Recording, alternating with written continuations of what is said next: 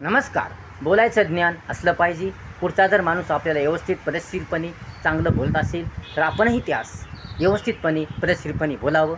अरे तूची भाषा करू नये, रे तूची भाषा करू नये. हा विषय आपण पाहत आहोत. या विषयाचे सविस्तर विश्लेषण करत आहोत. बोलायचे ज्ञान असले पाहिजे.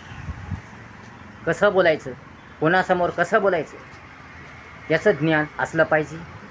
बोलताना शब्द व्यवस्थित वापरले पाहिजे, पद्धतशीर वापरले पाहिजे, मोजके वापरले पाहिजे, चांगलं बोललं पाहिजे. दुसऱ्या माणसाचा अपमान होणार नाही, दुसऱ्या माणसाचं मन दुखणार नाही, दुसऱ्याच्या भावना दुखणार नाहीत, दुसऱ्याला त्रास होणार नाही असं बोललं पाहिजे. व्यवस्थित पद्धतशीरपणे चांगल्या रीतीने छान छान बोललं पाहिजे. म्हणून बोलायचं ज्ञान असलं पाहिजे. कोणता शब्द कुठं वापरायचा, बोलताना कोणते कोणते शब्द वापरायचे, कसं बोलायचं याचं ज्ञान असलं पाहिजे. याचं ज्ञान असेल तरच जीवन सुंदर होते, चांगलं होते, रम्मान होते, छान छान होते.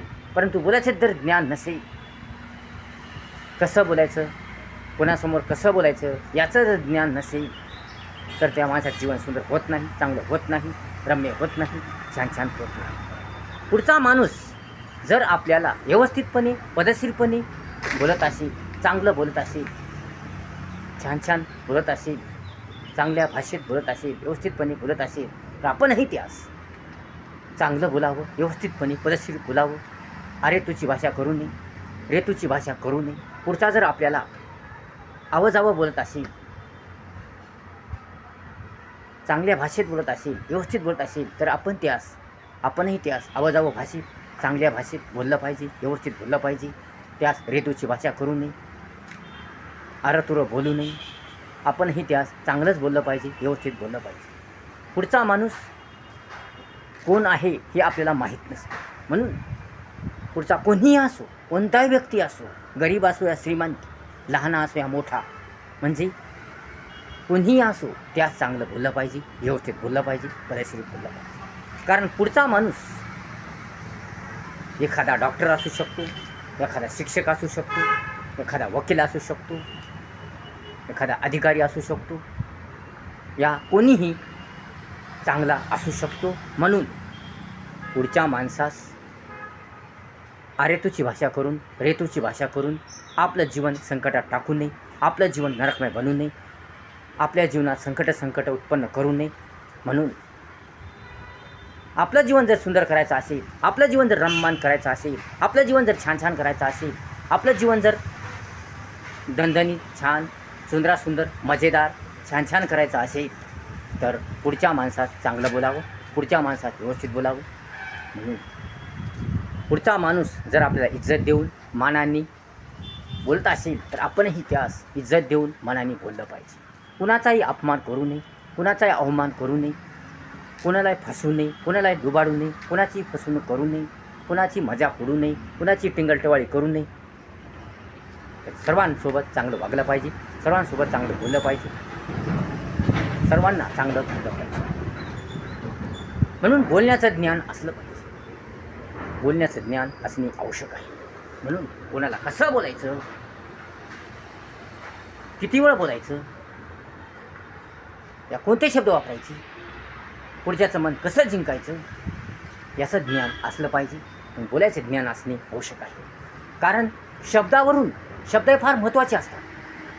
शब्दावरूनच आपली कीर्ती ठरत असते, शब्दावरूनच आपला मान ठरत असतो, शब्दावरूनच आपण किती हुशार आहोत, आपण किती छान आहोत, आपण किती सुंदर आहोत, आपण किती चांगले आहोत, आपला स्वभाव कसा आहे, आपलं वागणं कसं आहे, आपलं बोलणं कसं आहे, आपलं राहणं कसं आहे, आपलं आचरण कसं आहे, आपण कसे आहोत, आपला स्वभाव कसा आहे, आपलं आचरण कसं आहे, आपलं नीती कशी आहे, आपलं धोरण कसं आहे हे कळत असतं. म्हणून बोलताना शब्द व्यवस्थित वापरले पाहिजे, पद्धतशीर वापरले पाहिजे, छान छान वापरले पाहिजे, आवाजावं भाषेत बोललं पाहिजे, चांगल्या भाषेत बोललं पाहिजे. म्हणून पुढचा कोणीही असो, पुढच्याला रेतूची भाषा करू नये. मग तो स्त्री असो या पुरुष असो. स्त्रीने सुद्धा पुढच्या पुरुषाला, पुढच्या माणसाला चांगल्या भाषेत, चांगल्या व्यवस्थितपणे, पद्धतशीरपणे बोललं पाहिजे. स्त्रीने सुद्धा पुढच्या माणसाला रेतूची भाषा करू नये, आरतुरं बोलू नये. स्त्रीने सुद्धा पुढच्या माणसाला चांगल्या भाषेत योग्य भाषेत बोललं पाहिजे. आणि पुरुषांनी सुद्धा स्त्रीला व्यवस्थितपणे पद्धतशीरपणे बोललं पाहिजे. चांगले शब्द वापरले पाहिजे. मान देऊन सन्मान देऊन बोललं पाहिजे.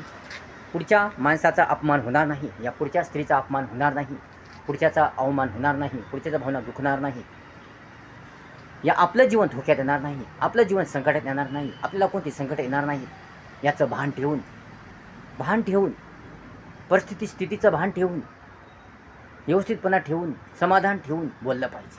सावधानता ठेवून बोललं पाहिजे.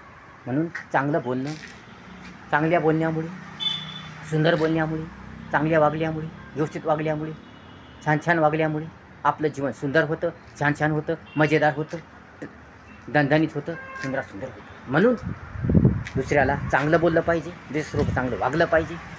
म्हणून लक्षात ठेवा, पुढचा व्यक्ती कोणीही असू शकतो. पुढचा व्यक्ती डॉक्टर असू शकतो, इंजिनियर असू शकतो, वकील असू शकतो, शिक्षक असू शकतो, मोठा अधिकारी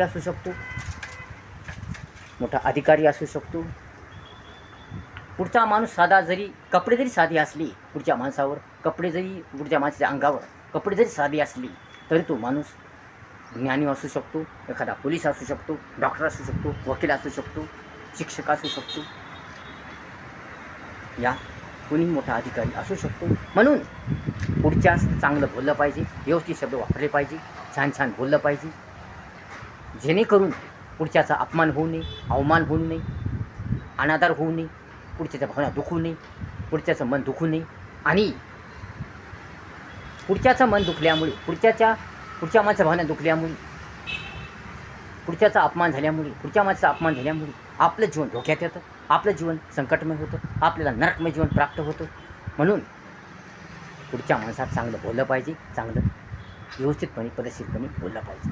तरच आपलं जीवन सुंदर होईल, छान होईल, मजेदार होईल, छान होईल, सुंदर होईल. म्हणून आपलं जीवन जर सुंदर करायचं असेल, आपलं जीवन जर रंगमय करायचं असेल तर पुढच्या माणसात चांगलं बोललं पाहिजे. कारण चांगल्या बोलण्यावरूनच तो माणूस किती श्रेष्ठ आहे हे ठरतो. म्हणून आपल्या बोलण्यावरून, आपल्या वागण्यावरून, आपल्या आचरणावरून, आपल्या कृतीवरून, आपल्या स्वभावावरून, आपल्या विचारावरून पुढचा माणूस किंवा आपण किती श्रेष्ठ आहोत, आपले विचार किती सुंदर आहेत, आपण कसे आहोत, आपले विचार कसे आहेत, आपला स्वभाव कसा आहे हे ठरत असतं.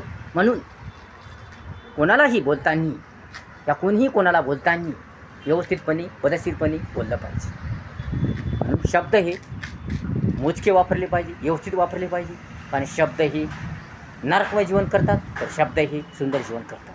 म्हणून बोलताना आपल्या बोलण्यामध्ये प्रेम ठेवलं पाहिजे, सत्यता ठेवली पाहिजे, सुंदरता ठेवली पाहिजे, चांगला भाव ठेवला पाहिजे, सुंदर विचार ठेवले पाहिजे, माया दया ठेवली पाहिजे, तोंड गोड ठेवलं पाहिजे, शब्द गोड वापरले पाहिजे. म्हणून कोणालाही बोलताना व्यवस्थित बोला, पद्धतशीर बोला, तरच आपलं जीवन सुंदर होईल, रंगमय होईल, छान होईल, मजेदार होईल. म्हणून चांगलं बोललं पाहिजे, चांगलं राहिलं पाहिजे, चांगलं आचरण केलं पाहिजे. आणि बोलण्यावरूनच बोलण्यावरूनच आपला दर्जा ठरत असतो, बोलण्यावरूनच आपण कसे आहोत हे ठरत असतं. म्हणून चांगलं बोललं पाहिजे, चांगलं राहिलं पाहिजे. कुठेही बोलताना भान ठेवलं पाहिजे. म्हणून बोलताना भान ठेवा, भान विसरून जाऊ नका. आपण काय बोलत आहोत, कसे बोलत आहोत, कोणासमोर बोलत आहोत, कोणाला बोलत आहोत, या काय बोलत आहोत, हे शब्द कोणते वापरत आहोत याचे भान ठेवा. म्हणून तुम्ही व्यवस्थित बोललं, पद्धतशीर बोललं तर तुम्हाला कोणतेही संकट येणार नाही. परंतु तुम्ही बोलताना जर वेगळे शब्द वापरले, भान न ठेवता, या भान विसरून बेभान होऊन बोलले, या सावधानता न ठेवता बोलले, या पुढे कोण आहे, कोणाला बोलत आहोत हे विसरून जाऊन बोलले, बेभान होऊन बोलले, म्हणजे भान विसरून जाऊन बोलले.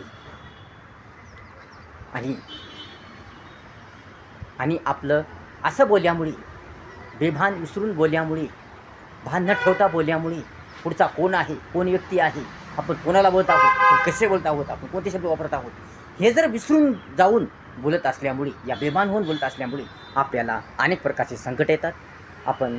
आपलं जीवन धोक्यात पडतं, अडचणीत पडतं, संकटात पडतं आणि आपल्याला नरकमय जीवन येतं. म्हणून कोणालाही बोलताना चांगलं बोलावं, व्यवस्थित बोलावं, पद्धतशीर बोलावं. मग कोणालाही बोलताना आरेतूची भाषा करू नये, रेतूची भाषा करू नये. पुढचा जर आपल्याला चांगलं बोलत असेल, पुढचा जर आपल्याला व्यवस्थित बोलत असेल, पुढचा जर आपल्याला मान देत असेल, सन्मान देत असेल, आवाजावा भाषेत बोलत असेल तर आपण त्यास आरतुर बोलू नये, रेतूची भाषा करू नये. तर आपणही त्यास चांगलं व्यवस्थित पद्धतशीर बोलावं, सुंदर बोलावं, छान बोलावं, प्रेमानं बोलावं, गोड बोलावं आणि व्यवस्थितपणे पद्धतशीरपणे बोलावं. तरच आपलं जीवन सुंदर होईल, रंगमय होईल, छान होईल. धन्यवाद.